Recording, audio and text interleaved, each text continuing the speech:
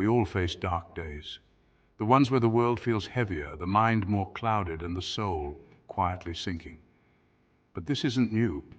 For thousands of years, warriors, emperors, and philosophers have endured darkness far deeper than our own and emerged wiser. This is their advice condensed into 6 principles. 1. Remember, this too shall pass. When plague swept Rome and wars battered the empire, Emperor Marcus Aurelius still wrote, "You have power over your mind, not outside events. Realize this, and you will find strength." He didn't escape hardship, he ruled during it. He lost many children and buried friends, yet still woke each morning to write reminders to himself, not for glory, but for survival. Dark days aren't signs of failure. They're part of the human contract. Endure them, and you sharpen your mind like a sword. As Marcus often reminded himself, all is ephemeral, even this moment. We tend to believe suffering is unique to us, but Marcus shows us it's universal. He found peace not by controlling outcomes, but by mastering his reactions. Even when everything collapsed around him, he never let it collapse within him. 2. Control only what you can. Born into slavery, Epictetus was beaten, crippled, and still rose to become one of the greatest Stoic teachers in history. He taught, it's not what happens to you, but how you react to it that matters. You can't stop life from throwing punches, but you can train how you absorb the hit. This mindset transforms you from a victim into a warrior. When the Roman governor Epictetus broke his leg out of anger, Epictetus reportedly didn't scream. He calmly predicted the break, and upon its occurrence remarked, "I told you so," demonstrating his mastery of self-control and acceptance of what cannot be changed, a core tenet of Stoicism. When your days grow dark, shrink your focus. What can I do right now with what I have? That's power. 3. Rehearse misfortune. Seneca, one of Rome's wealthiest men, would often sleep on the floor, eat stale bread, and wear rags. Why? To remind himself that even if he lost everything, he could endure it. "Set aside a certain number of days," he wrote, "during which you shall be content with the scantiest and cheapest fare. For it is precisely in times of immunity from care that the soul should toughen itself beforehand for occasions of greater stress." Seneca understood that anxiety thrives on uncertainty, but if you've already faced the worst in your mind or in deliberate practice, it no longer has power over you. You can walk through darkness more confidently when you've trained in it. 4. Embrace emptiness.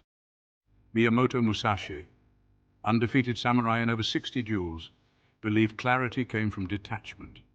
In the Book of 5 Rings, he said, "The way of the warrior is resolute acceptance of death." He wasn't obsessed with dying, he was obsessed with freedom. When you no longer fear the end, your choices become pure, your courage becomes real. In his later years, Musashi lived in a cave, voluntarily. He wrote, meditated, and reflected in solitude. He taught that the chaos of life could be calmed by mastering one's mind. A swordmaster knows the real battle isn't with the enemy, but within. When your thoughts spiral, simplify. Be still, be empty, and act only from discipline, not emotion. 5. Find meaning in suffering. Thrown into Nazi concentration camps, psychologist Viktor Frankl lost his wife, his family, and nearly his life. Yet he wrote, "When we are no longer able to change a situation, we are challenged to change ourselves." Even in hell, he found hope.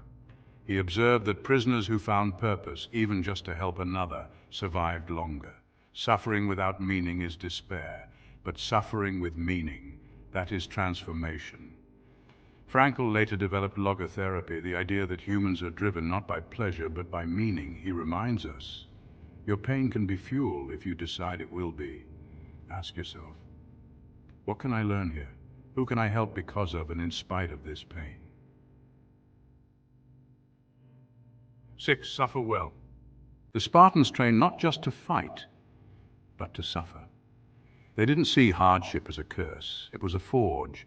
From childhood, Spartan boys were stripped of comfort, given little food, and trained in brutal conditions, not to weaken them, but to teach control, clarity, and courage.